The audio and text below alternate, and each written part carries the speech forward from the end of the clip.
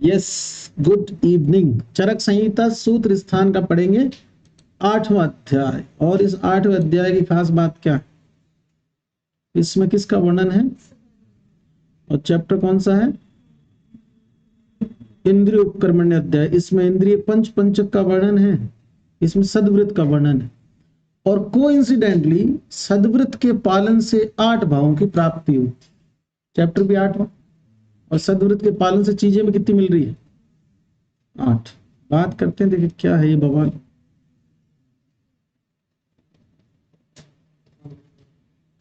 हाँ बताओ।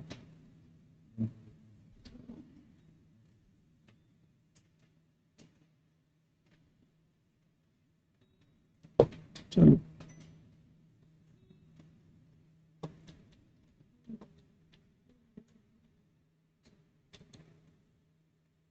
आओ शुरू करते हैं अंत्याक्षरी। इंद्रिय उपकर्मण्य अध्याय, सद्वृत्त का वर्णन। इंद्रिय पंचक पढ़ेंगे पहले। 5 इंद्रिय, 5 इंद्रियों के द्रव्य, 5 इंद्रियों के अधिष्ठान, 5 इंद्रियों के अर्थ और 5 इंद्रियों की बुद्धि। 5 इंद्रिय जो होती है वो अनुमान गम्य होती है, उनका प्रत्यक्ष ज्ञान नहीं होता। इंद्रियों के जो अधिष्ठान है वो प्रत्यक्ष होते हैं। जैसे चक्षु इंद्रिय है और उसका अधिष्ठान नेत्र। श्रोतेंद्रिय एक इंद्रिय है जिसका अधिष्ठान कर्ण। स्पर्श इंद्रिय का अधिष्ठान त्वचा है। ऐसे अधिष्ठान तो प्रत्यक्ष है, इंद्रिय उसमें है नहीं। एक्चुअल बात क्या है, इंद्रिय जो है ना वो फिजियोलॉजिकल है। मतलब आपको ये विजिबल नहीं हो सकता कि एक व्यक्ति देख पा रहा है इसकी मैकेनिज्म क्या है, क्योंकि तो फिजियोलॉजी है। तो फिजियोलॉजिकल चेंजेस हो गए इंद्रिय, तो जो सेंसेस के फिजियोलॉजिकल क्या बोलते हैं, इंपल्स को लेना और उस पर रिएक्ट करना, ये इंद्रिय। उसमें जो इन्वॉल्व ऑर्गन है उससे रिलेवेंट, वो उसका अधिष्ठान है। और पर्टिकुलर इंद्रिय सिर्फ अपने ही अर्थ का ग्रहण करती है।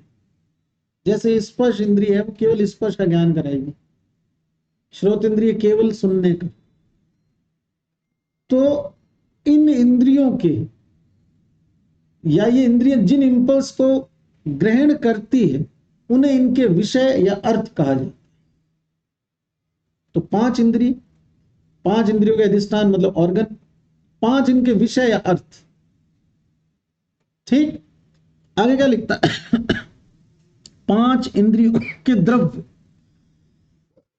हर एक इंद्रिय में एक महाभूत की अधिकता। वैसे तो पंचमहाभूति के सब कुछ, लेकिन हर इंद्रिय में एक महाभूत डोमिनेंस में है, तो उसको एक से रिलेवेंट एक माने तो 5 हो जाएंगे। अब इन 5 इंद्रियों से 5 प्रकार की बुद्धि उत्पन्न होती है। जैसे श्रोत इंद्रिय से श्रोत्र बुद्धि, दृक इंद्रिय से दृक, स्पर्श इंद्रिय से स्पर्श। समझ रहे हो? इन 5 इंटू 5 चीजों को इंद्रिय पंचक कहा जाता है। ठीक, लास्ट में लिखता है इति उक्तम इंद्रिय अधिकार। अगर कभी ऐसा पूछ ले किसके संदर्भ में कहा है, किसके संदर्भ में कहा है? पंच। नेक्स्ट,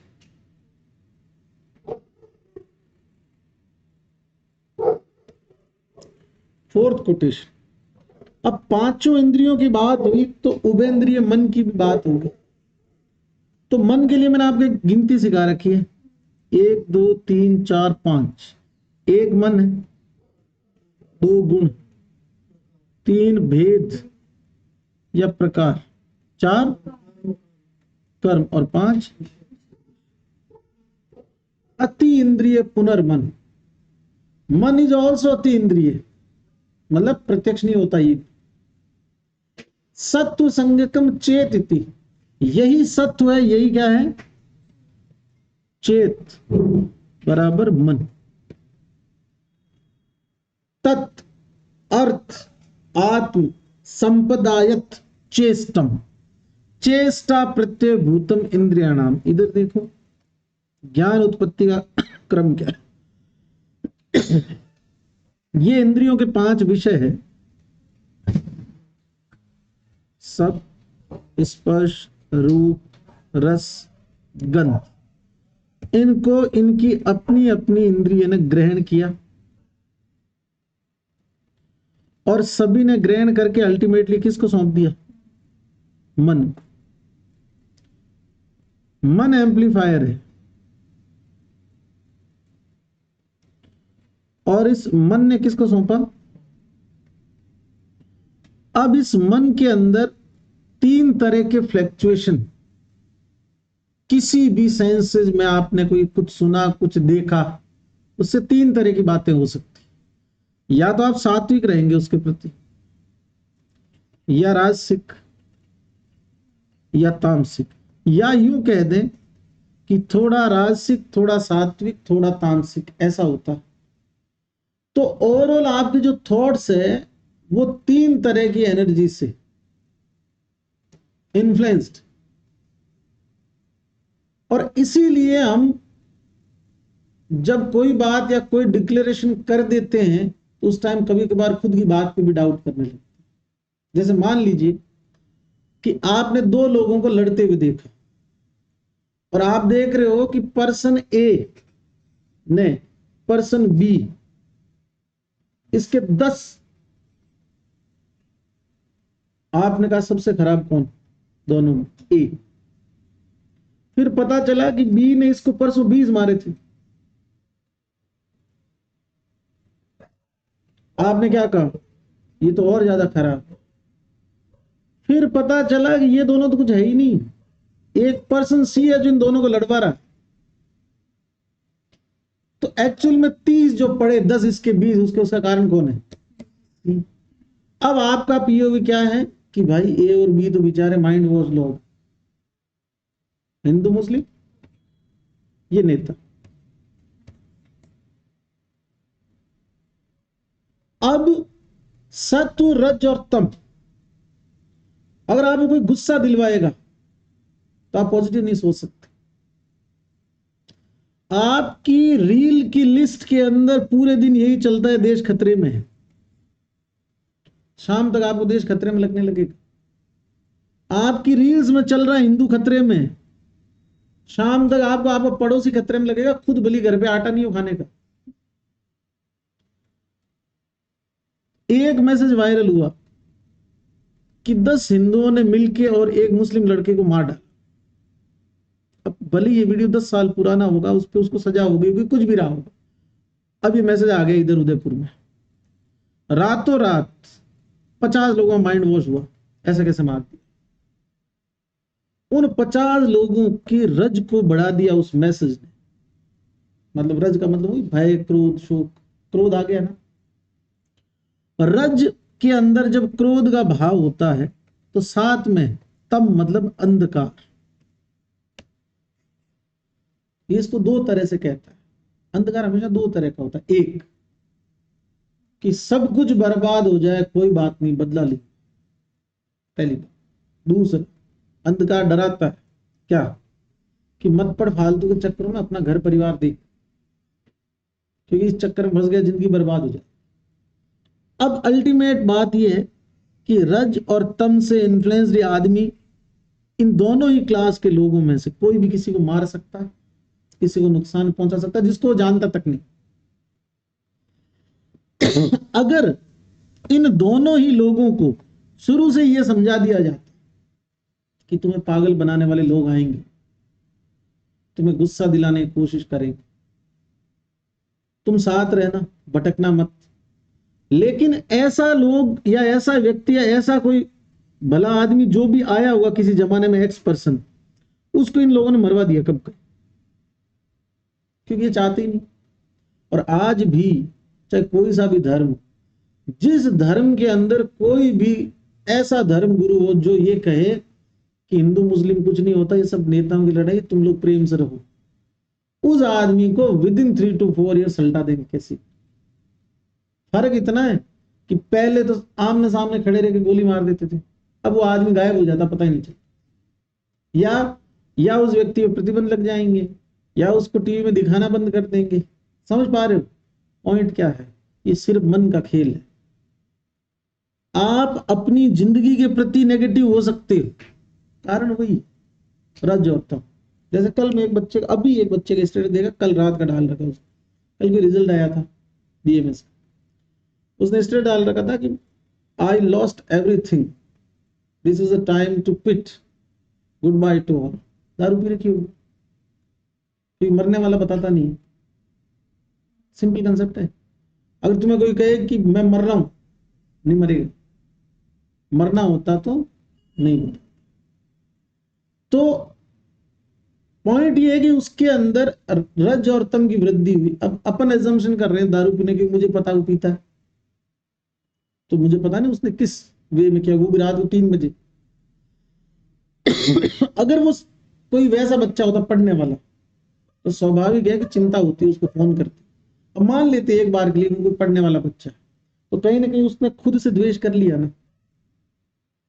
सत्व, रज और तम 3 तरह की जो चीजें हैं, इसमें से हमेशा कोशिश करो सत्व बढ़े। खत्म न रज को किया जा सकता न तम को किया जा सकता। तुम क्या किसी के बाप नहीं कर सकते। जो मम्मी बचपन में बाल बना के स्कूल भेजती है सुबह, और दोपहर को तुम आए ध्यान नहीं रखा, कुछ तोड़ दिया, वही मम्मी दोपहर में पीटने लगती।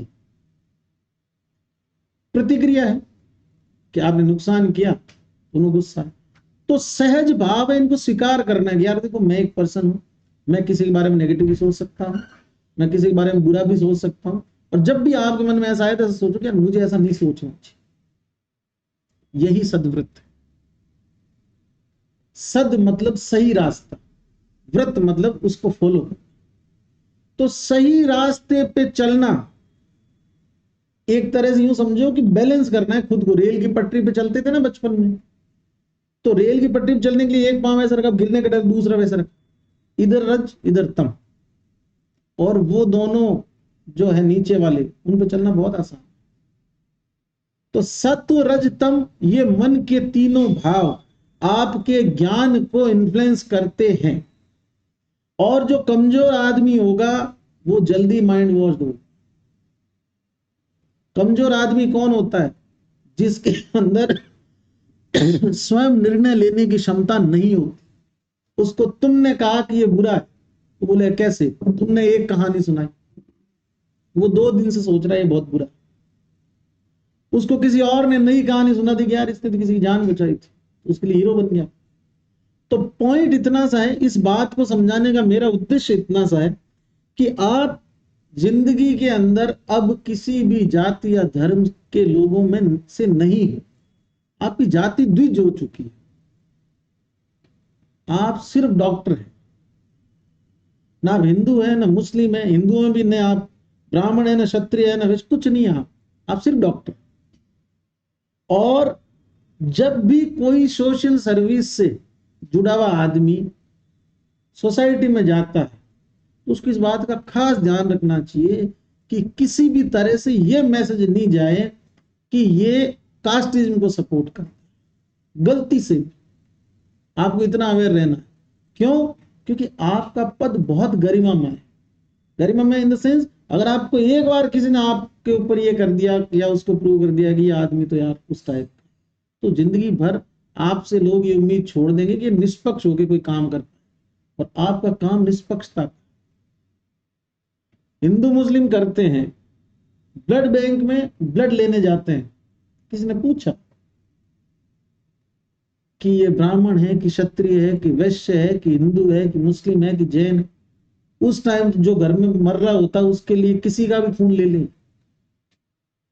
दूसरी बात, जो लोग तुम्हें धर्मों का उपदेश देते हैं उनके बच्चे कायदे से किसी भी दंगे या हिंसा में सबसे आगे तलवार लेके खड़े रहने चाहिए, लेकिन उनके बच्चे फॉरेन के अंदर पढ़ाई कर रहे, उनके पिताजी ये काम कर रहे होते हैं, ये अगर उधर चले गए पढ़ने, तो मेरे वाला तो लल्लू राम है, पैसों से बाहर गया है। इनके अंदर तो इतनी क्षमता इतनी ऊर्जा है कि अगर ये पढ़ लिख लिए तो बर्बाद हो जाएंगे। हिंदुस्तान के अंदर सच में इंटॉलरेंस बढ़ रहा है, आप चाहे मानो चाहे मत मानो। न्यूज चैनल और इंस्टाग्राम जो आपको दिखा रहे हैं, आप चीज को वैसे ही तो मानोगे। अखबार बिक चुके हैं, न्यूज चैनल बिक चुके हैं, सोशल मीडिया खरीदा जा चुका है। ये पार्टी फंडिंग कर रही, ये भी फंडिंग कर रही।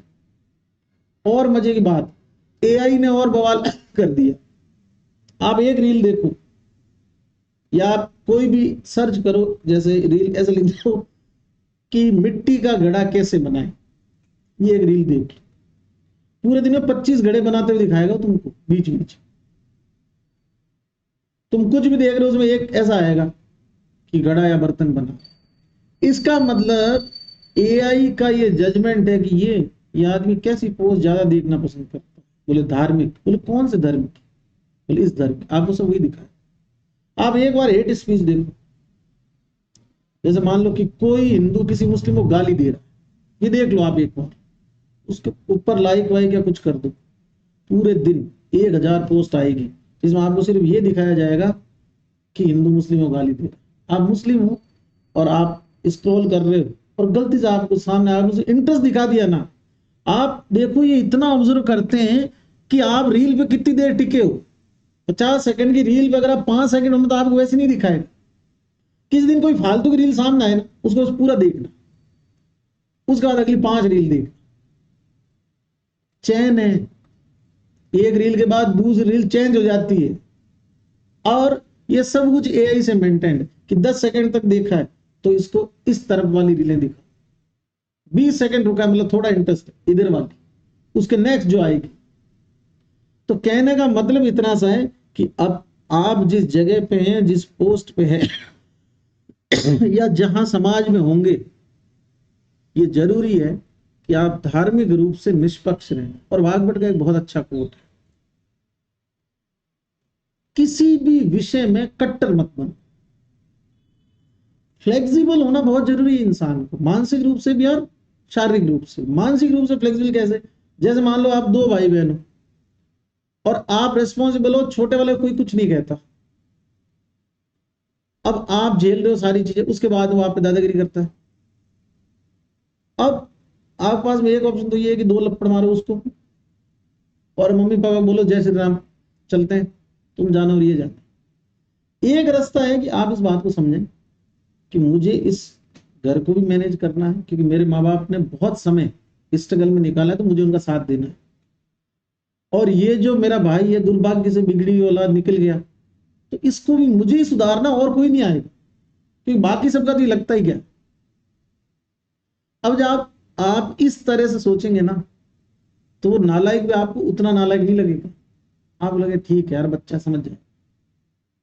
तो पॉइंट है सिर्फ मन, ऐसा बोलते हैं ना कि जैसा देखने का नजरिया होता है वैसी चीजें होती है। नजरिया नहीं होता है, सत्य रज तम नहीं होता है।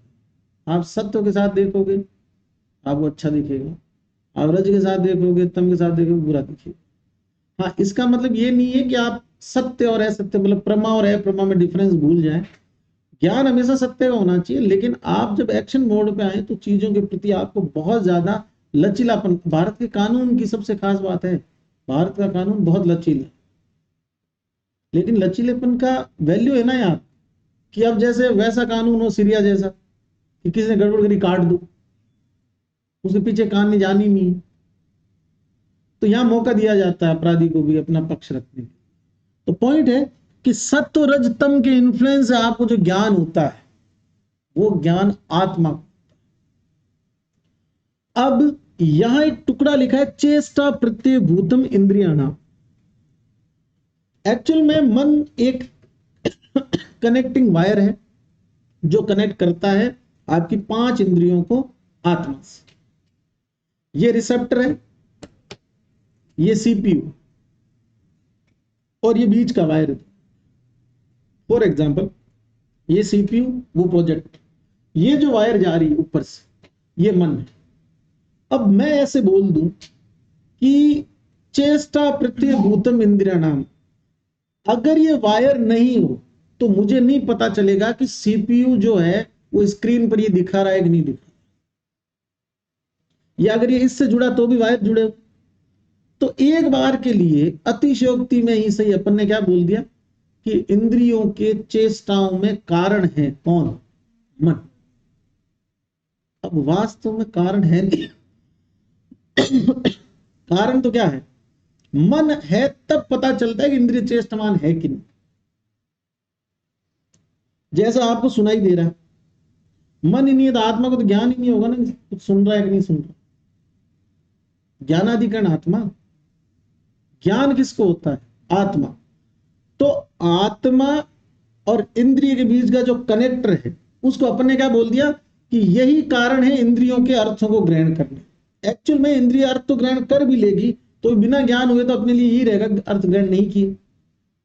ये टुकड़ा एग्जाम में जब भी आता है सोच नहीं पाते बच्चे कि ये क्या है, तो इसको जरूर से याद रखना, चेष्टा प्रत्यय भूतम इंद्रियाण।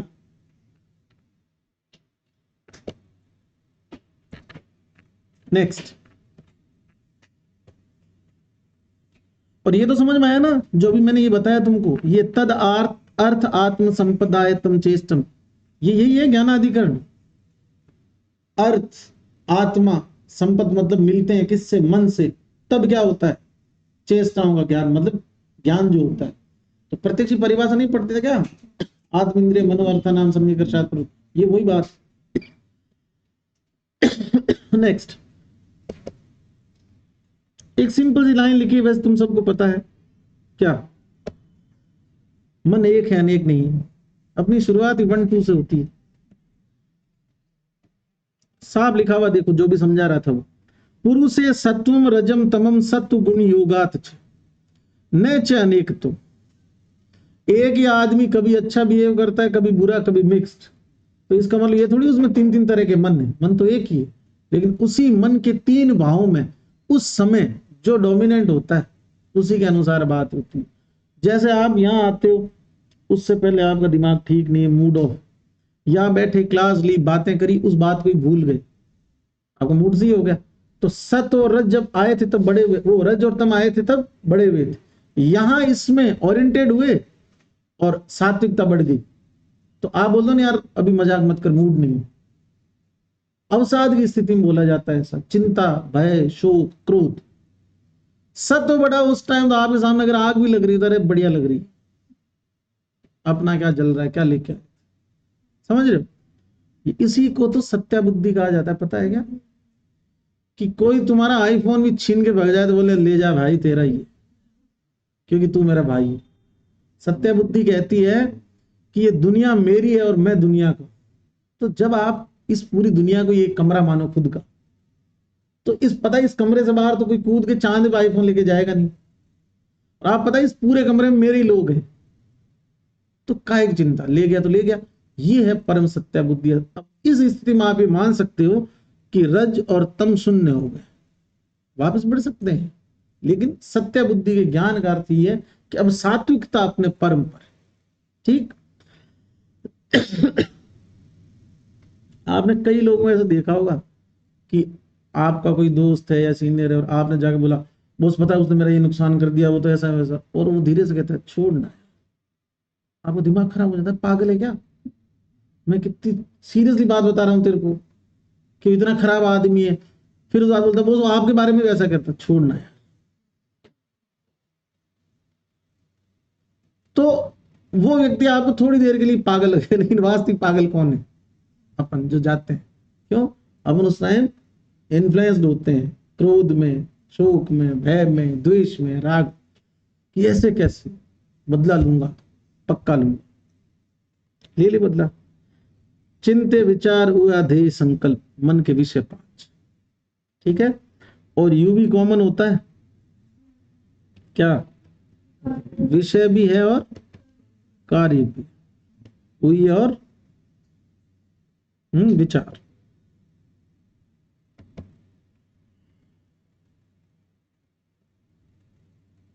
न्याय दर्शन की एक लाइन है, युगपत ज्ञान अन उत्पत्तिर मन सुलिंग।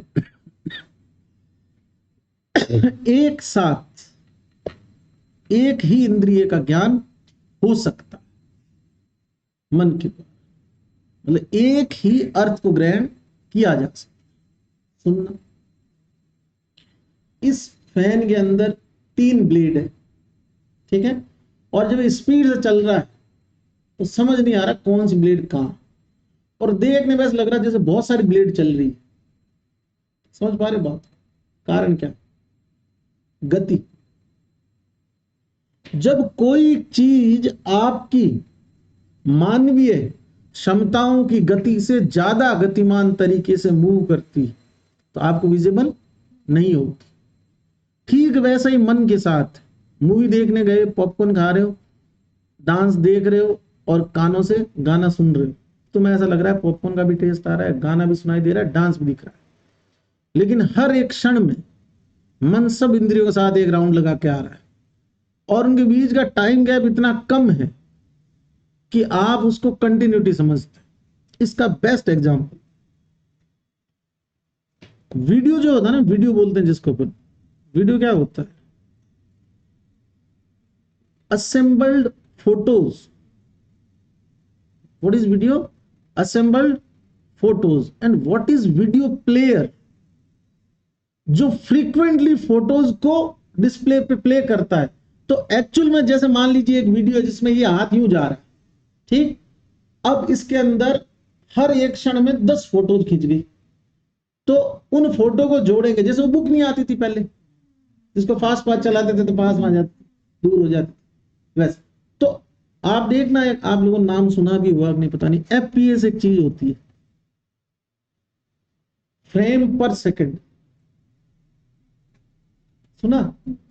जिस वीडियो की एफपीएस ज्यादा होगी उसकी क्वालिटी उतनी ज्यादा। अब एफपीएस मान लो कि आप 30 पे हो तो पर सेकंड कितनी फोटो खींच रही है? 30। इसका मतलब जब प्ले होगा तो वीडियो प्लेयर पर सेकंड कितनी फोटो दिखा रहा है? 30। अब वो आपको एक साथ दिखती है तो आपको लगता है 1 सेकंड में ये हुआ, फिर अगले में ये हुआ, लेकिन एक्चुअल क्या है? खट खट खट खट खट ऐसे आता है, फिर खट खट खट, लेकिन उनके बीच में टाइम गैप कम होते हैं, पर आपको लगता है स्मूथली हाथ जा रहा है, आ रहा है। यही कहानी मन के साथ, कि मन इंद्रियों के साथ जुड़ता है, हटता है, फिर जुड़ता है, और वो इतना फास्ट होता है कि ये भ्रम होता है कि 5 मन तो नहीं, तो मन क्या है? एक। और इस आधार पर यह लिखा जा सकता है कि एक साथ चीजों का ज्ञान नहीं होना, यही मन का लक्ष्य। ठीक, नेक्स्ट 7, इंद्रिय, मन और आत्मा, इसमें छेड़छाड़ कौन कर सकता है ज्ञान के साथ? मन। आत्मा तो सीसीटीवी है, इंद्रिय तो वही ग्रहण करेगी जो इंपल्स आ रहे हैं। खेल कौन कर सकता है? मन। जैसे मान लो तुम्हारा कोई दोस्त है, और ऐसे दोस्त नहीं, लड़कियों की बात बताता हूँ, ठीक समझ में, 2 लड़कियां दोस्त है ना, अरे नहीं सच में, अगर समझ में, 2 लड़कियां दोस्त है, जोक थोड़ी है ये, जोक तो आगे है। 2 लड़कियां दोस्त है, एक लड़की दूसरे रूम पे चाय पीने जाती है, और जिसके रूम पे गई उसको लग रहा है रोज चाय के टाइम आ जाती, तो वो क्या करेगी? यार आज मेरा टेस्ट है, मेरे को बहुत पढ़ना है, ये जो आई है वो भी महान है, वो कहेगी चाय पिएगी? उसे पता है यहाँ पूछ रही तो मेरे कमरे में बनाएगी, तो बोले कि नहीं यार तू पी ले, मैं नहीं पीऊंगी, और वो बोले कि ठीक है मैं दूध लेके आती हूँ, मैं चाय बनाऊंगी। अब ये मन में घुट रही है, अब वो दूध लेके जैसे आई, ये कुछ नहीं बोल रही है, वो चाय बना रही है उसी के रूम में बैठ के, है ना, और उसने लाके इसको चाय दी। अब इसको गुस्सा आ रहा है उस पर। अब 2 बातें, या तो ये सोचे कि इसने सोचा होगा कि इसके टेस्ट है, चाय पी के जाएगी तो अच्छे से टेस्ट दे पाएगी, या ये सोचे कि खुद को चाय पीनी थी इसलिए मेरे को भी जबरदस्ती पिला रही। समझ पा रहे बात को? अब आपकी दृक इंद्रिय ने प्रत्यक्ष क्या किया है कि गैस के पास में से 2 कप चाय के आ रहे हैं, वो लेके आ रहे, आप पास बैठ के चाय पी रहे। अब भले ही इंद्रिय ने ये देखा हो, लेकिन ज्ञान क्या होना वो तो मन डिसाइड करेगा। तो इंद्रिय बेसिकली किसके अधीन है? मन। आपका मूड अच्छा है, आपका सिलेक्शन हो रखा है, उस दिन आप कहोगे तू रुक दूध में लाती, और आपका सिलेक्शन नहीं हुआ, उसका हो रखा है, फिर चाहे वो दूध लेके आ जाए, बोल निकल, बहुत दिन हो गए तेरे को चाय पीते हो, तेरी वजह से नहीं हुआ मेरा। मने पुरे सराणी इंद्रियाणी अर्थ ग्रहण समर्थानी भवंति। एक और एग्जांपल, क्लास में बैठे हो, दिमाग में चल रहा है सैलरी कब आएगी, फिर चल रहा है सैलरी आई तो अच्छा फ्लिपकार्ट की सेल आ रही है, कैंटाबेल पे 3 पे 2 मिल रहे हैं, और कल मैं कहाँ गया था, वहां लिखा था 2 लो 7 ले जाओ, तो 10,000 कपड़े लूंगा, है ही नहीं मेरे पास पहनने को, ये कह रही कमरा चेंज करना है, बहुत गंदा सा कमरा है मेरा, ऐसी बातें चल रही दिमाग में, तो कमरे ढूंढ रहा है गलियों के अंदर, बैठा यहाँ है, समझ पा रहे बात को। तो इंद्रिय क्या ग्रहण कर रही है कि एक मन होता है, 2 उनके गुण होते हैं, ये मैं बोल रहा हूं उसको सुनाई दे रहा है, लेकिन मन कहाँ है, कमरे पे। तो इंद्रिय के पास तो कुछ है ही नहीं, सब कुछ किसके पास, मन में। इसीलिए क्या बोलते हैं, मन को नियंत्रित रखो। ऐसा थोड़ी बोलते कि अगर तुम्हें पढ़ना है तो कानों में उंगली डाल के बैठ जाओ, आप इस पे फोकस करोगे ना तो कुछ सुनाई नहीं देगा, फिर कुछ दिखाई नहीं देगा, सिर्फ यही दिखेगा। ये लाइन आती है डॉट डॉट डॉट पुरे सराणी इंद्रियाणी अर्थ ग्रहण समर्थानी भवंति।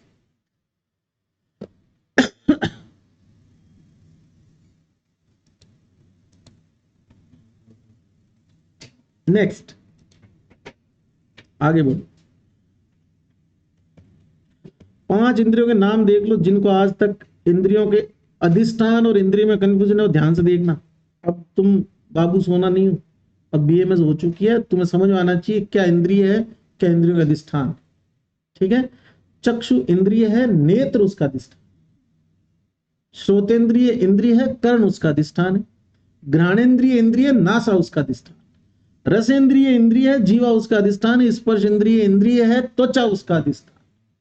ठीक, तो ऊपर 5 ज्ञानेन्द्रिय हो गई, और 5 इनके द्रव्य हो गए, कौन से, आकाश वायु अग्नि जल और पृथ्वी। जिस सीक्वेंस से याद रखते हो वही शब्द स्पर्श रूप रसगंध, जिस जिसकी जो जो तन्मांत्रा है उसको उस इंद्रिय के अर्थ से कनेक्ट कर देना, तो वो इंद्रिय में उस महाभूत की अधिकता हो जाएगी।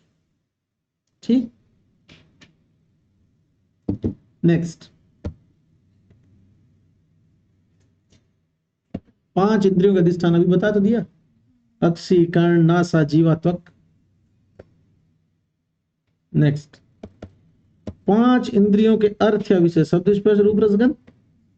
नाउ नेक्स्ट वन इज 5 इंद्रियों की बुद्धि, चक्षु बुद्धि आदि बोल दिया इस, वही चक्षु बुद्धि आदि मतलब भाई रूप को ग्रहण करने वाली जो है वो है चक्षु इंद्रिय, और चक्षु इंद्रिय से जो ज्ञान प्राप्त होता है, मतलब दृश्य दृश्य रूपी जो ज्ञान होता है वो बुद्धि होगी, कौन सी, चक्षु वाली। तो हर एक बुद्धि हर एक इंद्रिय की होगी, ज्ञान इंद्रिय की। अतः ये निष्कर्ष निकलता है कि बुद्धि के भेद का पहला आंसर कितना,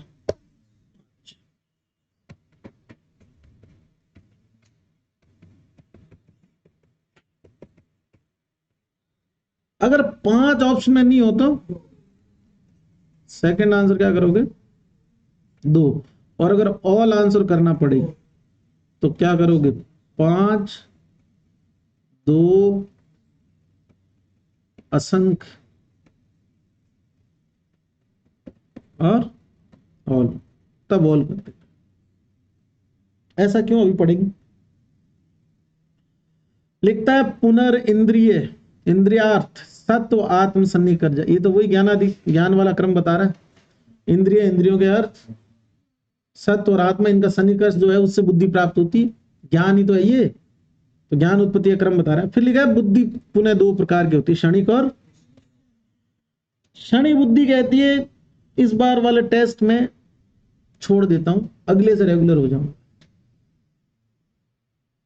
थोड़े टाइम के लिए जो आपको सही लगे वो क्षणिक, और क्षणिक हमेशा आपको हरवाएगा, क्योंकि क्षणिक शॉर्टकट होता है।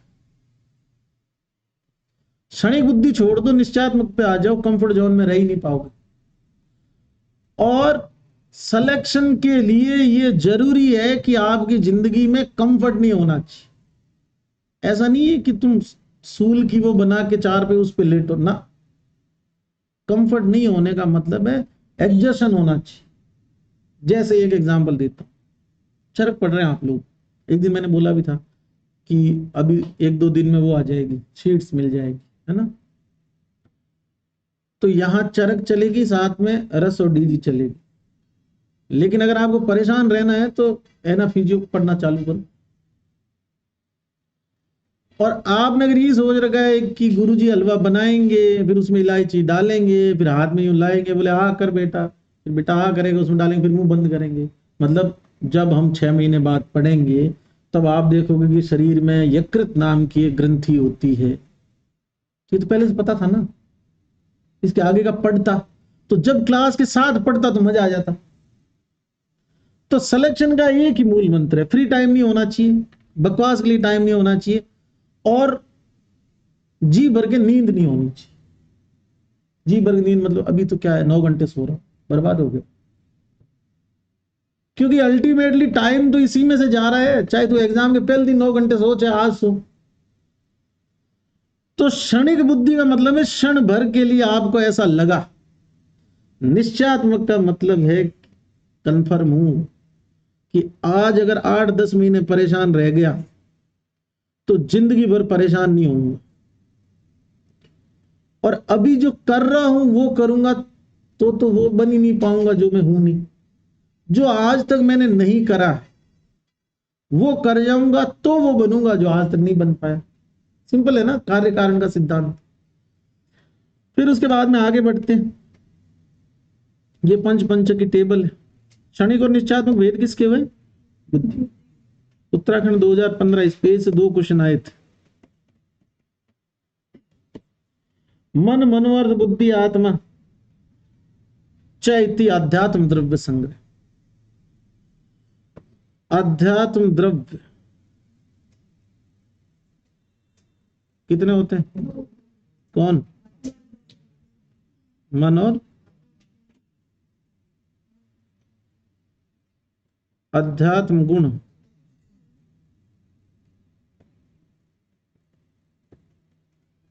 छह कहां से? बुद्धि से लेकर प्रयत्न तक।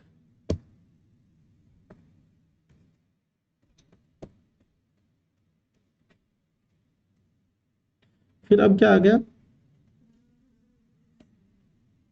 अध्यात्म द्रव्य गुण। ये कितने होते हैं? 4। कौन कौन से? मन, मनोअर्थ, बुद्धि और आत्म। ठीक। एक तो यही आया था कि निम्न में से, सॉरी, मन मनोअर्थ बुद्धि और आत्मा क्या है, तो उसमें चतुष्टय और ऐसे दे रखे थे। एक आया था ये, शुभ अशुभ प्रवृत्ति निवृत्ति में हेतु।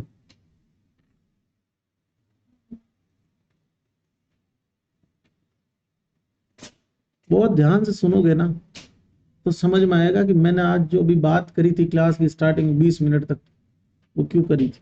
ये वही लिख रहा है।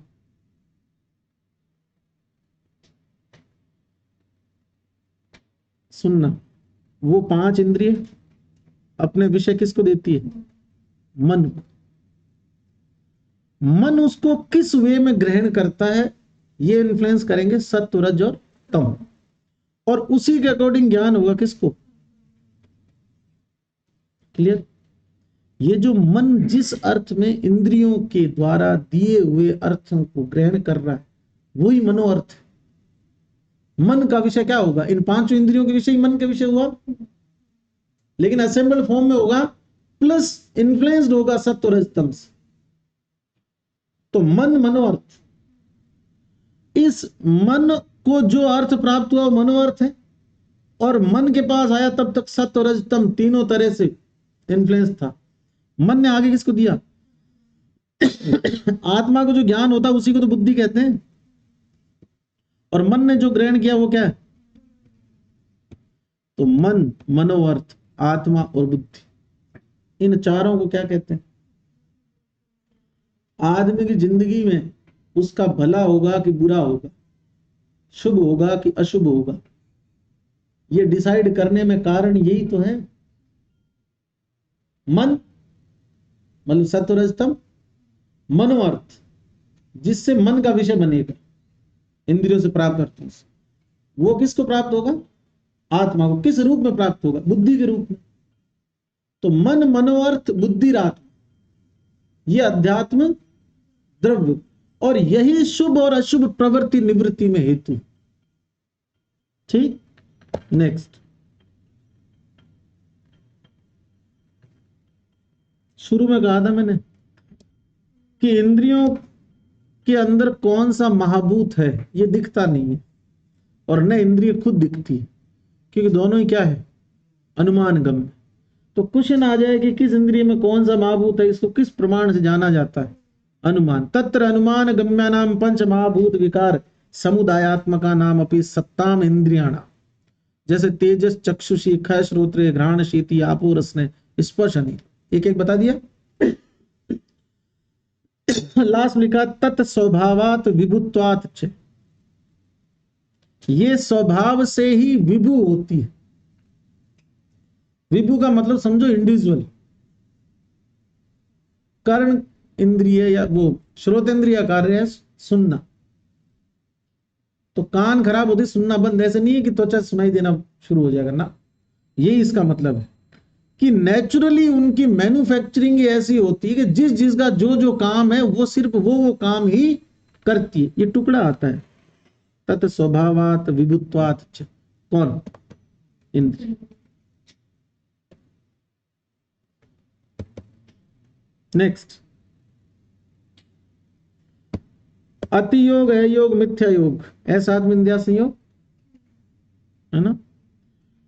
और समयोग से क्या होगा? वास्तविक ज्ञान। और जो विकृति उत्पन्न होगी वो किससे होगी? इन तीनों से। इसी को अपन ऐसा आत्म इंद्रिया संयोग कहते हैं। नेक्स्ट, आगे बढ़ो। आगे बढ़ोगे वहां पर सद्वृत्त का वर्णन शुरू। लिखता है सद्वृत्त के लिए कि सद्वृत्त के पालन से अर्थ द्वय की प्राप्ति होती है। व्हाट इज अर्थ द्वय? क्या है? आरोग्य और इंद्रिय विजय।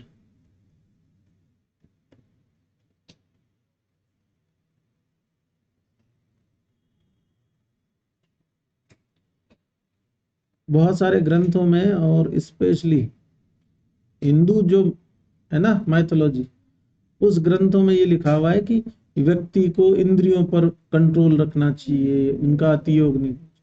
एक्चुअल बात है इंद्रिय तो बेचारी कुछ करती नहीं, वो तो किसके नौकर है? मन के। तो कंट्रोल किसको करना चाहिए? मन। और मन को कंट्रोल करने के लिए ही किसकी उत्पत्ति हुई थी? योग की। और योग का परम फल क्या है? कि जब मन आत्मा में समाधि ले ले, तो आत्मा तो निष्क्रिय है। अब मन आत्मा में समाधि लेने का मतलब क्या हुआ? मन जीरो हो जाए क्रिया रूप से, मतलब मन जिसका निष्क्रिय हो गया वही मोक्ष प्राप्त। समझ रहे हो? कहता ना कि योगो मोक्ष प्रवर्तक, तो हम पढ़ेंगे शारीर में आगे जाके। तो मन का खेल है सारा। ये इसमें लिखा हुआ जो अर्थद्वय वाला वो लिखवा दिया मैंने। नेक्स्ट, सद्वृत्त देखो। देव, गो, ब्राह्मण, गुरु, वृद्ध, सिद्ध, आचार्य, 7 भावों की अर्चना या पूजा करनी चाहिए। चरक अर्चना योग्य भाव कितने हैं? 7। जो जो बता रहा हूं वो तो जरूर से याद करना। द्वय कालोपस्पृशेत, 2 बार नहाना चाहिए, मतलब सुबह उठे तब और पूरे दिन बाहर घूम गए तब शाम। अगली लाइन, त्रिपक्षस्य के समश्रु लोमान नखान सहार्य। कोई कल्पन कर्म कह दो, शोर कर्म कह दो। एक पक्ष में 3 बार, मतलब हर 5 दिन पे नाखून काटना, बाल काटना। नेक्स्ट, अगली लाइन की स्टार्टिंग क्या लिखा देखो। पूर्व अभिभाषी, कोई आपसे मिले तो सामने वाला बोले उससे पहले तो आप बोले उससे। ठीक। आगे देख क्या लिखता है, चतुष्पथा नाम नमस्कृताम, फिल इन द ब्लैंक्स में आ सकता है। चतुष्पथा मतलब चौराहा, चौराहा को नमस्कार। अतिथि नाम पूजक, अतिथि की पूजा। पितृव्य पिंड दे, पितरों को पिंड दान।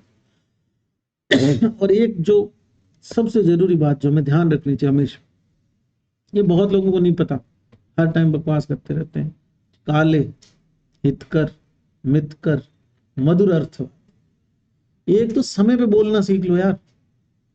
बहुत सी टाइम है ना, अपन चाहे घर पे हो, चाहे दोस्तों में हो, चाहे कहीं भी हो, अपने को ये नहीं पता कि किस टाइम क्या बोलना चाहिए। तो काले का मतलब है कब बोलना। दूसरा, जब भी बोले हितकर बोले। मितकर मतलब कम से कम शब्दों में बात को पूरा करे। मधुरार्थ बात और मीठा। जैसे किसी ने कहा टेंशन हो रही यार, पढ़ाई नहीं हो पा रही, और उसको बोले तेरा कुछ नहीं होगा। अब ये भी तो बोला जा सकता है सबके साथ होता है, ये तो चलता रहता, तेरा भी होगा मेरा भी होगा। ठीक है, आगे देख दूसरी लाइन, हेतु ऋषु फलेर नेर्षु, उसकी फर्स्ट रैंक आ गई। पढ़ता तो साला था ही नहीं, और मैं इतना पढ़ा तो भी नहीं आया। तो तेरे और उसके पढ़ाई करने के तरीके में अंतर होगा। उसको पूछ पढ़ते कैसे, उसके कारण से ईर्ष्या कर कि मैं इससे भी ज्यादा अच्छे तरीके से पढ़ूंगा। उसके रिजल्ट से ईर्ष्या मत कर। तो फल से ईर्ष्या नहीं करनी, किससे ईर्ष्या करनी, हेतु से, क्योंकि हेतु आपसे संबंधित है, फल उससे संबंधित है। निश्चिंत निर्भीक धीमानम महोत्साह, हमेशा निश्चिंत रहे, निर्भीक रहे, बुद्धि के साथ और धारण शक्ति के साथ है महोत्साह। आप अगर कोई भी काम कर रहे हैं ना, तो उसके अंदर जैसे आप ऐसे शुरू कर रहे हैं बिना मन के, तो पार नहीं पड़े। आपको एनर्जेटिक रहना पड़ेगा, आपको पूरे मन से काम करना पड़ेगा। आप जिस चीज को 100% करना चाहते हैं, आपको उस चीज को अपनी दुनिया बनाना पड़ेगा। मतलब हंसते हंसते खुशी से करना है, रो रो के काम नहीं करना, चाहे कोई सा भी काम करो। ये महोत्साह का मतलब। दक्ष, अपने काम के अंदर निपुण बनो, दक्ष बनो।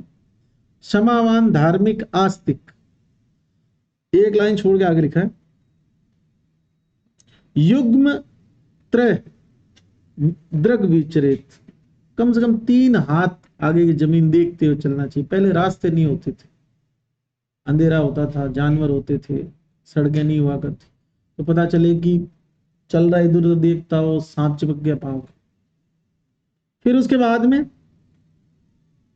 आगे देख क्या लिखता है, सर्व प्राणी सु बंधु भूतम साथ, हर जीव के लिए क्या रहे, बंधु भूत रहे। देखो, कुदरत ने मनुष्य को सबसे बड़ी क्रेनियल कैपेसिटी दी है ताकि बहुत कुछ सोच सके। और इसका मिस यूज क्या है कि आप किसी जानवर को या कम बुद्धि वाले जीव को परेशान कर। जैसे जनरली बचपन में जो समझ नहीं थी, तो किसी जानवर को देखा उसको पत्थर मार दिया, कोई गाय जा रही उसको डंडे मार दिए, कोई कुत्ता जा रहा उसको पत्थर मार, बिना कारण। तो सर्व प्राणी सु बंधु भूतम साथ, तुमसे अगर रोटी का टुकड़ा या कुछ दिया जाता है तो ठीक, नहीं तो कम से कम उसको पत्थर मार के मत। ये जीव मात्र के प्रति दया का भाव। तो एक आपने वो देखा होगा आजकल, रेड किलर आता है ग्लू वाला, उसकी इतनी दर्दनाक मौत होती है, उसकी चमड़ी उधड़ जाती। इससे अच्छा उसको जहर दे के मार दो यार। और वो बिक रहा है मार्केट में। तो मेरा कोई नॉन था, तो उसकी कोई यहाँ शोरूम है, बोले चूहे हो गए उसमें, क्या करें कि ग्लू वाला ले। मैंने कहा वो नहीं ला, वो मत लाया, तो और कुछ भी लिया, पिंजरा लिया। बोले पिंजरे से रोज 1-2 को छोड़ते हैं, खराब कर रहे हैं, तो तू पॉइजन ला के दे दे, कम से कम वो खा के मरेगा तो उसको दर्द तो नहीं होगा, अनकॉन्शियस होकर मर जाएगा। वो ग्लू वाला है ना, वो इस तरह का ही है। अगर लिखा क्रुद्धा नाम अनुनेताम, अब जैसे मान लो किसी गुस्सा आ रखा है तो उसको और नहीं चिढ़ाना, उसको क्या बोलना है कि चल चल ठीक है ठीक है। भीता नाम आशिस्ताम, कोई डर रहा है तो उसको ऐसे नहीं कहना कि तू तो मरेगा, उसको क्या कहना, अरे कुछ नहीं होगा। जैसे एग्जाम से 1 महीने पहले फोन आएंगे, सर मुझे नहीं लग रहा मेरा होगा, मैं बोलता हूँ होगा, तेरा जरूर होगा। आगे क्या लिखता है लास्ट में, राग द्वेष हेतु ना मनता। जहां पर भी जिंदगी में लगे कि किसी से फालतू की दुश्मनी हो रही है, वहां हट जाओ। हो सकता है कि आसपास के लोग आपको थोड़ी देर के लिए ये कहें कि डर गया, ये तो कहेंगे, लेकिन अगर तू उसमें फंस गया तो तेरी जिंदगी का कुछ प्रतिशत चीज तो वो जो चीज है ना वो लेके जाएगी। 5 दिन भी खराब हो गए, इसका मतलब तू डरा तो नहीं, तू मर गया। आपकी जिंदगी कोई 5 दिन अगर कोई बात या कोई व्यक्ति खराब कर दे, इतने अपन किसी दूसरे के वश में थोड़ी। अच्छा है कि आप वहां से हट जाए, उसको हाथ जोड़ दें, भाई तेरे साम्राज्य में मुझे जीना है, मुझे माफ कर, ये क्या करने, भूलना नहीं है। जब कुछ बन जाओ तो उसको बोलना इधर आ, जब अपने पास काम नहीं तब। लेकिन जब आपके पास में समय बहुत लिमिटेड है, उस टाइम फालतू के लफड़ों में नहीं पड़। नेक्स्ट, बहुत अच्छी अच्छी बातें लिखी हुई आगे, कुछ कुछ बता रहा हूं सुनना। लिखता है, ना अनृतम ब्रिया, झूठ न बोले, मिला, ना वेरम रोचित, किसी से वेर भाव नहीं रखना, न कुरियात पापम, मिला, न अधार्मिकेन, न उन्मते, कहते ना वो क्या बोलते हैं आजकल, जैसे कोई बहुत ज्यादा केयरलेस है, उसको पता है मैं बर्बाद हो रहा हूं, बोले वो तो एकदम चिल रहता है, उसको कोई दिक्कत नहीं, चिल तो पिल हो जाएगा एग्जाम के दिन। ये पागलपनी था, उन्माद, कि खुद की बर्बादी के बारे में बोले कोई बात नहीं यार देख ले। आगे देखो क्या लिखता है कि बिना मुंह ढके न तो जरम्बा ले, न छींक ले, न हंसे, न नाक में अंगुली डाले, न दांत किटकिटाए, न नाखून बजाए, नाखून बजाते हैं ना कुछ लोग जो टेबल बजाते हैं ऐसे। फिर क्या लिखा है, जमीन को नहीं कुरेदे, नाखूनों के अंदर कचरा लेके जाएगा और फिर उसी हाथ से रोटी खाएगा, पैरासाइट जाएंगे। न छिन्ने तरने, फालतू बेटा तिनके तोड़ रहा, मक्खियां मार रहा, कोई मतलब ही नहीं है, ठीक है, ये सब काम नहीं कर। आगे देखो,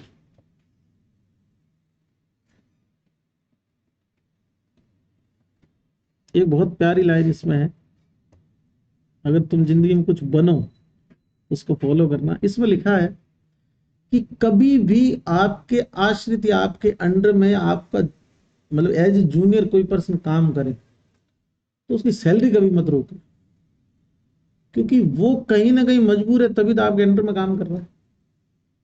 समझ पा रहे बात, कहीं मिल जाएगी लाइन लिखी। नेक्स्ट देखो क्या लिखता है, न जीवा रोचित, रोज पानी बतासे नहीं खाने, है ना, न भयम उत्पादित, किसी दोस्त के रूम पे गए और तेरी तैयारी कैसे चल रही है और उसे 20 क्वेश्चन पूछ के और उसको डरा के पटक दिया, मर गया, पूरी रात नींद नहीं आई, ठीक, ऐसे काम नहीं करने। चलो, न नग्नम उपस्पृशित, पहले के जमाने में स्नान घर बोल दो या वॉशरूम कह दो या नहाने की प्रॉपर व्यवस्थाएं नहीं थी, इस अर्थ में लिखा क्योंकि तालाबों में नहाते थे, तो नग्न स्नान का मना करा, ठीक है। चलो दूसरी लाइन, पहली लाइन में सुन लो। पहली लाइन में लिखा है कि अगर घर में कोई बूढ़ा आदमी है या कोई मेहमान है, कोई गुरु है, और पता चले उस दिन स्पेशल खाना बना है, तो गुरु तो बाहर बैठा है पानी लिया हुआ और अंदर खीर पी गया पूरी, ऐसे काम नहीं करें। पिताजी बाहर भूखे बैठे हैं और जो भिंडी की सब्जी बनी थी इसने इसकी पत्नी ने निपटा दी और पिताजी बोले दलिया खाओगे, कुछ तो खाएंगे। तो लिखता है कि पितृभ्यो न आदत्वा गुरुभ्यो न अतिथिभ्यो न आश्रितभ्यो, छोटे बच्चे और पता चले मम्मी पापा ने बनाया बहुत अच्छा खाना, दोनों ही खा गए किचन में, बच्चों के लिए मैगी बन रही है, ठीक है, ऐसे काम नहीं करने। खाने से पहले हाथ पांव जरूर धोएं और खाना हमेशा किस दिशा मुंह करे खाएं, उत्तर शुभ दिशा के साथ, ठीक है, फिर उसके बाद में आगे देख क्या लिखता है लास्ट। हेलो, फोन आया था, नमस्ते। मैं बढ़िया हूँ, क्लास में था तो। हाँ, हाँ, हाँ, हम्म, बात हो गई ना। Done, okay. अब ये कह रहा है कि कुछ भी बासी नहीं खाना है, मतलब बासी इन द सेंस सब ताजा खाना है। इन चीजों को ताजा नहीं खाओ तो भी चलेगा, मतलब पुरानी भी खा सकते। जैसे मैं आपको एग्जांपल के तौर पर बताऊं, ड्राई फ्रूट ताजे नहीं खाए जा सकते, उनको तो पुराना ही खाना पड़ेगा। नींबू और अदरक बाकी सब्जियों के कंपेयर में 15-20 दिन तक फ्रिज में पड़े रहते हैं, सड़ते नहीं, बाकी सब्जियां सड़ जाती। नींबू और अदरक हरितक वर्ग के द्रव्य है, हरितक, ठीक है, हरितक हो गया। बक्ष्य फल किसको कहते हैं? Dry fruits. इनके आगे लिख लेना ताकि याद रहे, नींबू और अदरक। चलो, और क्या लिखा है? शुष्क शाक। शुष्क शाक जैसे बहुत सारी सब्जियां होती है जो सुखा के और प्रिजर्व करके यूज की जाती है, अब तो कम है, पहले के जमाने में बहुत होती थी। जैसे ग्वार फली को सुखा लेते थे, सांगरी को सुखा लेते थे, केर को सुखा लेते, तो ये सब शुष्क शाक। ठीक, शुष्क शाक, हरितक, भक्ष्य फल, और बोलो मांस। मच्छी जो होती है वो मान लो कि समुद्री इलाकों से आ रही है, कोलकाता से, और हिमाचल जाएगी, कितना टाइम लग जाएगा? 10 दिन, 12 दिन, 15 दिन, लेकिन फिर भी उसका यूज कर सकते। इस हिसाब से मांस को याद रखना। तो मांस, हरितक, भक्ष्य फल, शुष्क शाक, और क्या है? बस। अब इस लाइन के ऊपर मैंने अलग से लाइन लिखी क्योंकि कईयों दिमाग घुसेगी नहीं। इनको छोड़कर कुछ भी पर्युषित या बासी या पुराना नहीं खाएं, अर्थात इन्हें पर्युषित खा सकते। तो ये कितनी चीजें? 4, मांस, हरितक, शुष्क शाक और भक्ष्य फल। मिला?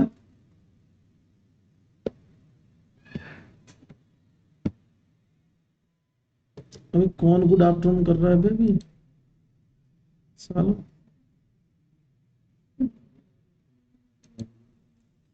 नेक्स्ट देखो, न शेष भूकंप से अन्यत्र दधि मधु लवण सत्तू सर्पी। कहीं पर, कहीं पर भी खाना खाओ तो थोड़ा सा थाली में छोड़ना चाहिए, लेकिन इन चीजों को नहीं छोड़ना। जैसे दधि मधु लवण सत्तू सर्पी, इधर देखो,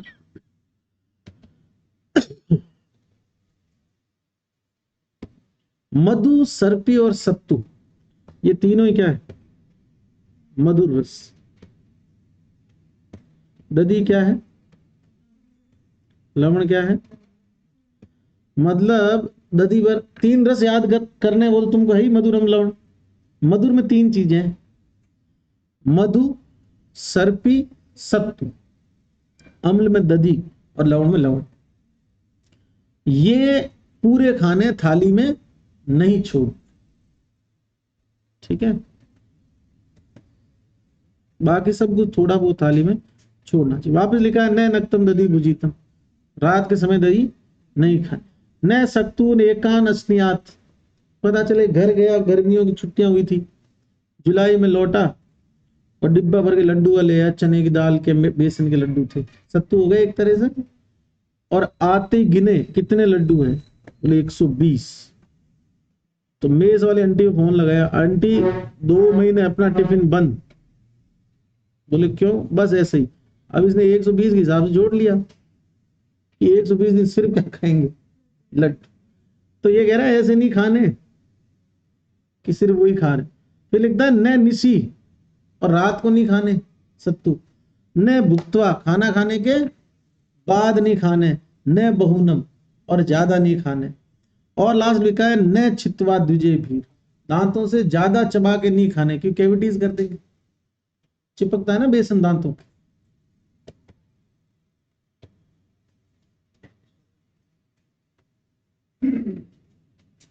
खूब सारी अच्छी अच्छी बातें लिखी है, इन सबको छोड़ देना।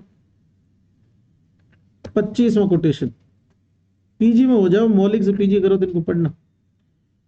25 लिखता है, न अति समय जहियातम ने नियम बिंद्या, ज्यादा समय खराब नहीं करें कहीं पर। और हिंदुस्तान में सबसे उपेक्षित अगर कोई चीज है तो वो क्या है? समय। 5 मिनट रील देखेगा, 55 मिनट हो गई। इंस्टाग्राम पे एक फीचर आता है यार, 30 मिनट के बाद में इंस्टा ही नहीं चलेगा तुम्हारा, ऑन कर दो उसको। 30 मिनट पूरे 24 घंटे, वो लिखेगा 2 मिनट और चला ले। 28 होते, 30 होते ही वो बोलेगा टेक ए ब्रेक, आपने आज का स्वर्ण पदक जीत लिया है, परम ऊंचाई को प्राप्त कर गए आप। 30 मिनट अगर वो नहीं हो ना रिमाइंडर, मेरी गारंटी है आम आदमी 1 से 2 घंटे इंस्टा पे खराब करता है। ठीक। न अति संयम जयातम ने नियम, और ये नियम वाला तो जिंदगी में याद रखना, कहीं पर भी जाओ उस वातावरण के, उस जगह के, वहां के लोगों के संबंधित जो सिस्टम है ना, उसको पहले समझो कि यहाँ चल क्या रहा है। अभी पीजी में जाओगे और तुम तो बिल्कुल ही बंदर हो, वहां मान लो ये नियम हुआ कि अगर 1 बजे आना है और 1:15 तक नहीं आया तो आपकी एब्सेंट लग जाएगी, तुम्हारा कलेश मत करना। तो कुछ दिन तक 1 बजे जाना, उसके बाद खूब कलेश करना चाहे। अगर तुम्हें लगे कि नियम गलत है तो लड़ना, पर अगर कहीं कोई चीज नियम कानून कायदे कोई सिस्टम में किसी मैनर में चल रही है तो तुम वहां पर विजातीय द्रव्य की तरह जाके और एंटीजन का काम मत करना, सारे लोग तुम्हारे लिए एंटीबॉडी बन जाए। आगे लिखता है, न संध्यासु आहार अध्ययन स्त्री स्वप्न सेविशा, शाम के टाइम पढ़े नहीं, भोजन नहीं करें, मैथुन नहीं करें और सोए नहीं। अब ये लाइन आती, सब बोलते हैं आप तो शाम को पढ़ाते हो, एक लाइन पे ही जोर क्यों? पहले वाली सारी मानो, उसके बाद ये माने। ठीक। लिखो, भाव प्रकाश के अनुसार संध्याकालीन वर्जित कर। फर्स्ट आंसर बराबर कितने? 5। संध्याकालीन वर्जित कर्म का पहला आंसर क्या जाएगा? 5। किससे जाएगा? भाव प्रकाश। क्या जोड़ा उसने? चंक, है ना, या गमन, ब्रैकेट में क्या लिख देना? गमन, गमन। एक ही चीज है वे, भ्रमण, गमन, चंक्रमण। पैदल चलना, मार्ग चलना, अथवा, और लिख दो कुछ भी लिखो, बात एक ही। चरक ने किसको काउंट नहीं किया? भ्रमण। नेक्स्ट, और भी सद्वृत्त, और भी सद्वृत्त सुनो। न अधीरो, न अति उच्छ्रित। पहले मैं जब क्लास में पढ़ाता था ना, चाहे यहां चाहे कॉलेज में कहीं पर, तो कुछ बच्चे ऐसे होते हैं जिनकी ऐसी मतलब खुद की इच्छा नहीं होती कि उनको, एक्चुअली उनको पता नहीं होता, लेकिन वो क्या है, गलती करते हैं। जैसे मान लो उसने पहले पढ़ रखा है, तो टीचर बोलेगा उसके आगे आगे बोलेंगे, उससे फर्क कुछ नहीं पड़ता है। जो टीचर का फ्लो होता है ना, वो टूट जाता है, क्योंकि उसकी वॉइस आगे चल रही है तो उसकी तरफ अट्रैक्ट होता है, तो खुद क्या बोल रहा है वो भूल जाता है, या यूं कह दो कि उसका फ्लो टूट जाता है। तो इस चीज से मुझे बड़ी अधीरता होती थी। 1-2 बार किसी क्लास में डांट दिया मैंने, चुप कर जाए ऐसे। वो चुप होने के बाद में बुरा लगता था कि यार एक पढ़ने वाले बच्चे को ऐसे कह दिया, तो मतलब ये उसको वैसे नहीं लेते भाई, एक नेगेटिव इंपैक्ट आता है ना, वो नहीं आना चाहिए। तो इसके लिए मैंने पहले वाली चीज जो है ना वो धारण कर ली, न अधीर। धीरज नहीं छोड़ना है, वो बोल रहा है तो बोलने दो, 1 बार 2 बार में समझ जाएगा कि नहीं बोलना। और दूसरी बात उसके लिए थी कि अति उत्साही नहीं होना है, कि टिक ही नहीं रहा तू, समझ रहे हो? फिर उसके बाद में क्या लिखता है आगे देखो, न एक सुखी, अगर लड्डू लाया है घर से, अगर दिवाली में मिठाई लाया है और कमरे में बेड के नीचे छुपा रखी है और यहाँ लाके नहीं खिला रहा है तो तेरे पेट में कीड़े पड़ेंगे। न न सर्व विश्रम्भी न सर्व अभिशंकी, सब पे भरोसा नहीं करे और सब पे शंका नहीं करे। एंड द मोस्ट इंपोर्टेंट, देखो कितना शानदार आदमी था, सब पता था इसको। सर 2 महीने रहे एग्जाम में, मैं पढ़ाई नहीं कर पा रही। क्यों? सर मैं पूरे दिन सोचती रहती हूँ। क्या सोचती है तुम? कि चरक के पापा कौन थे? क्या सोचती है? या चरक की माँ कौन थी? भाई सोचने के विषय क्या होते हैं? आपको अपने माँ बाप का पता होना चाहिए, अपनी डिग्री का पता होना चाहिए और आपको क्या करना है ये पता होना चाहिए। अब 2 महीने बाद एग्जाम है और अगर तू ये पूछे कि सर मैं ओवर थिंकिंग करती हूँ, बावली पूछे तू, पढ़ना है नहीं तेरे को, ठीक है? ओवर थिंकिंग काहे को कर रही तू? थिंकिंग तो हो ही नहीं रही तेरे से। भाई किताब के बारे में विचार कर, मन आत्मा शरीर के बारे में विचार कर, जो लिखा है उसको ध्यान मनन चिंतन कर। ओवर थिंकिंग कर रही, ओवर थिंकिंग नहीं कर रही, फालतू थिंकिंग कर रही है तू। ओवर थिंकिंग तब होती कि सर 9 बार चरक पढ़ लिए, 10वीं बार पढ़ूंगी नहीं पढ़ू, काहे की ओवर थिंकिंग? तो ऐसा नहीं हो कि हर टाइम बस विचार विमर्श कर रहे हैं, एक दिन पहाड़ तोड़ दूंगा, सज्जनगढ़ के ऊपर घर बना लूंगा। सज्जनगढ़ के नीचे बना ले पहले, ठीक है? और भी सद्व्रत सुनो। बहुत अपनी जो एज है ना उसके हिसाब से बहुत इंपॉर्टेंट चीज है। और अपन को ऐसा लगता है ये क्या ही बावली बातें कर रहा है, बहुत सही बातें कर रहा है, लेकिन अपने को पता है ये सब ऐब अपने में है। क्या लिखता है आगे देखो, 27वें की पहली लाइन के लास्ट, न इंद्रिय वश गए साथ। इंस्टाग्राम ज्यादा देखना दृक इंद्रिय का अति हो गई। आंखें खराब होगी, दिमाग खराब होएगा, क्योंकि रूप की बुद्धि उत्पन्न हो रही है श्रोत्र बुद्धि के साथ। तो खाना खा रहा है उसका टेस्ट नहीं आ रहा, फोन में जेठालाल चल रहा है खाना खाते टाइम, समझ रहे हो? खाने में भिंडी थी, आलू था, भाई को पता ही नहीं है, रोटी 2 खाई 4 मालूम नहीं। अमेरिका के अंदर खाना खाते बच्चे खाना खाते खाते टीवी देखते थे और कार्टून चलते थे, तो पूरे दिन डोरेमोन चल रहा है ना? और वो सब ओवरवेट होने लग गए, क्योंकि जब आप उसमें हो ना फोकस्ड तो आप ये भूल जाते हो कितना खाया, फिर खा रहा है, देख रहा है। 3-3 घंटे तो खाना खाने में लगते थे बच्चों, और मम्मियां सोचती थी ये तो कुछ खा ही नहीं रहा, कैसे नहीं खा रहा, 3 घंटे से खा रहा है तो, समझ रहे हो? तो इसमें लिखा न इंद्रिय वश गए स्यात्म न चंचल मनो अनुभ्राम्येत। थोड़ी सी ग्रेविटी पैदा करो खुद में, खुद के मन में, खुद के दिमाग में।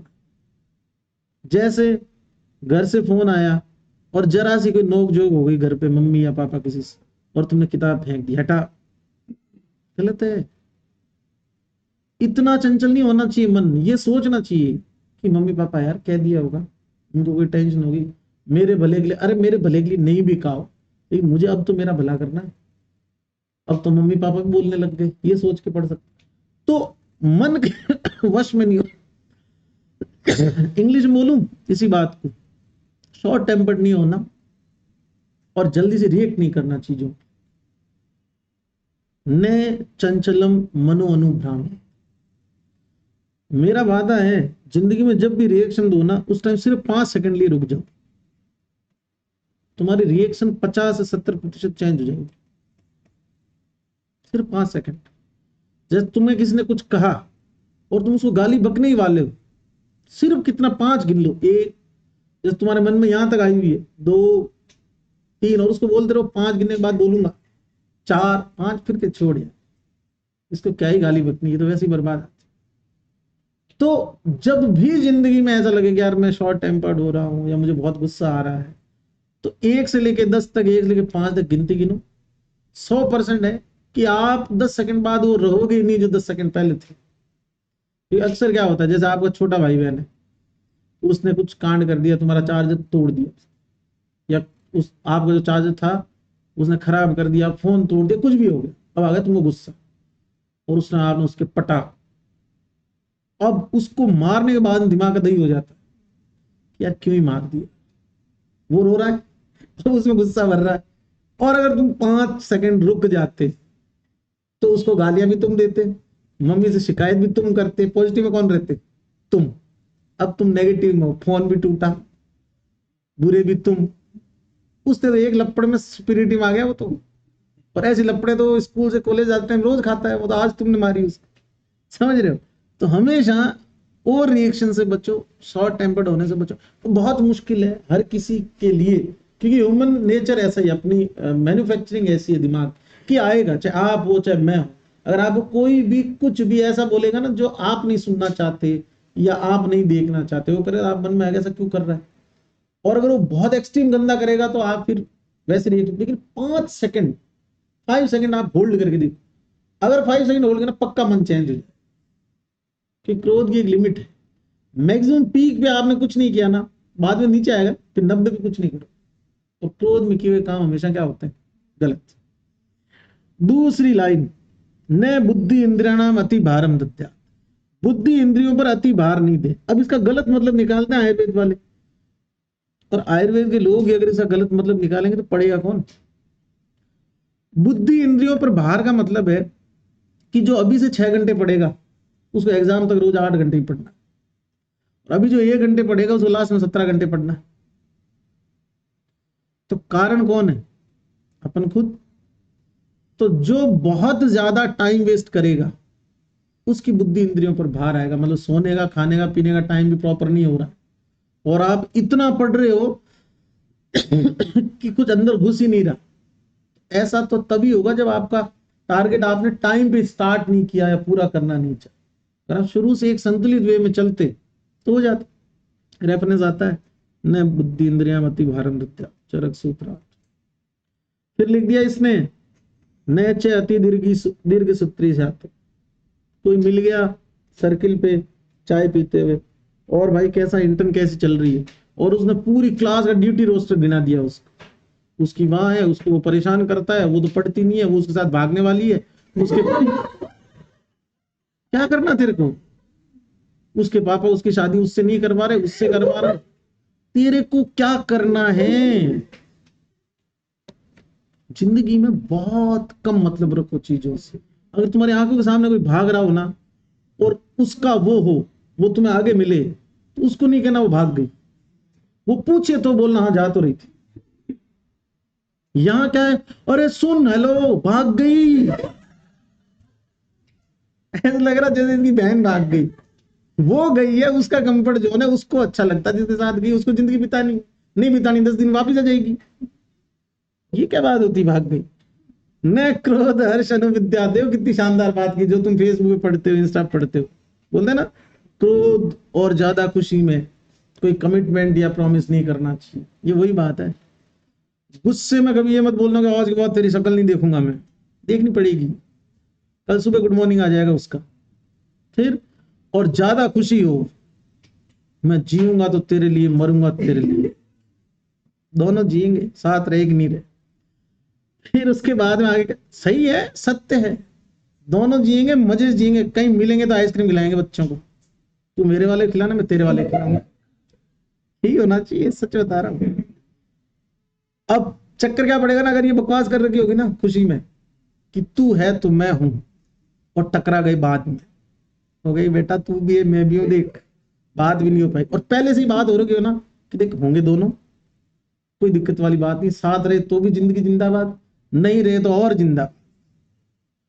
और सच्चा प्यार थोड़े टाइम तक ही लगता है। मतलब क्या कहना चाह रहा हूं कि अगर शादी हो गई तो फिर याद आएगा सच्चा प्यार नहीं होना चाहिए।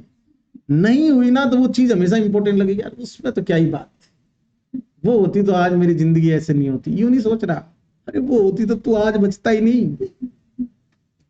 तो बहुत एक्सट्रीमिस्ट होना ठीक नहीं, अतियोग हो जाएगा तो शादी तो सम्यक योग है कि ब्रेकअप हो जाए 5-6 साल, है ना। फिर भली वापस उसी से शादी हो जाए, पर एक ब्रेकअप बहुत जरूरी है, 5-6 साल। फिर उसके बाद आगे देख, अरे तुम सीरियस मत लिया कर इस चीज को। कोई किसी से ब्रेकअप मत करना, है ना। शादी करो अच्छे से, पीजी करने, पीजी में एडमिशन लेके। गहरी बातें आएगी समझ में, आएगी, जरूर आएगी, सबको आई। आगे चलो। अरे सर आप अपनी अरे अपनी नहीं बताना, बातें गहरी है, समय से समझ में आती है। काले पुनः परिणाम उचित, क्योंकि जिसने करी वो ये बोल रहा क्यों ही करी यार, इससे क्यों ही कर ली, मैं इतना पागल कैसे था कि इसके लिए मैंने सब कुछ दांव पे लगा दिया, चाहे वो लड़का हो चाहे लड़की हो। ये सत्य है, 10% मामलों में ऐसा नहीं है, 90% ये ट्रुथ है। और 10% इसके उल्टे हैं कि जिससे भी हुई ठीक है, जो कह रहे थे मर जाऊंगा मिट जाऊंगा, दुनिया में आग लगा दूंगा, चांद तोड़ के ले आऊंगा, चांद फेंक दूंगा, है ना, चांद पे अभी तक आदमी नहीं पहुंचा हिंदुस्तान का, और वही स्टेटस डाल रहा है वी आर ऑन मून। अरे तू तो कब गई तोड़ लाया था। ब्रह्मचर्य, ज्ञान, दान, मैत्री, कारुण्य, हर्ष, उपेक्षा, प्रशमन, ये 8 भाव है, इनकी प्राप्ति किससे होती है? सद्व्रत से। स्टार्टिंग याद रखनी है।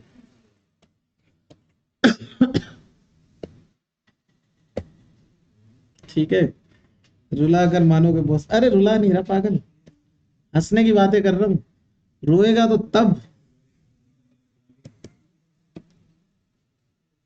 चलो, उत्तराखंड 2015 का ही अगला क्वेश्चन ये, चरक संहिता में मनु हेतु चतुष्टयम का वर्णन कहाँ है? मनु हेतु चतुष्टयम वही है, अतियोग, अयोग और वो संयोग वाले, है ना। बस अब उस वाले बैच में आ जाओ, इसमें 3 सीरीज से वाले कल पढ़ेंगे खुदा की शुरुआत। एक काम करके आना कल, वाग्भट संहिता है ना सबके पास, मतलब अष्टांग हृदय है, अष्टांग हृदय का फर्स्ट चैप्टर है ना, उसमें चिकित्सा के चतुष्पाद के 4 × 4 16 गुण याद करके, है ना, फिर मजा आएगा यहाँ। ठीक है, जाओ।